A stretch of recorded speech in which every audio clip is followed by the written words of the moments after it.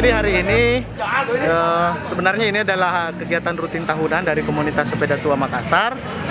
Namun kali ini ada yang berbeda karena kalau biasanya kita mengunjungi kayak tahun lalu di Taman Makam Pahlawan, Taman Macan, Pangeran Diponegoro, tahun ini kita memusatkan di kejadian kebakaran kemarin.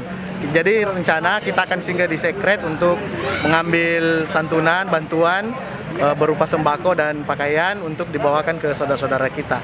Namun tetap kita rolling, walaupun rutenya singkat, tapi tetap memberikan semangat kepada masyarakat yang ada di Kota Makassar untuk tetap mencintai negara Republik Indonesia dan menghargai jasa-jasa pejuang kita terdahulu, yakni bapak-bapak kita, para pendahulu yang merebut kemerdekaan Republik Indonesia dari tangan penjajah dengan menggunakan tema-tema pahlawan. Kita setiap tahunnya, setiap tanggal 17 kita menggunakan kostum yang bertema pahlawan, semata-mata hanya untuk menghargai para pejuang pahlawan kita di masa lalu.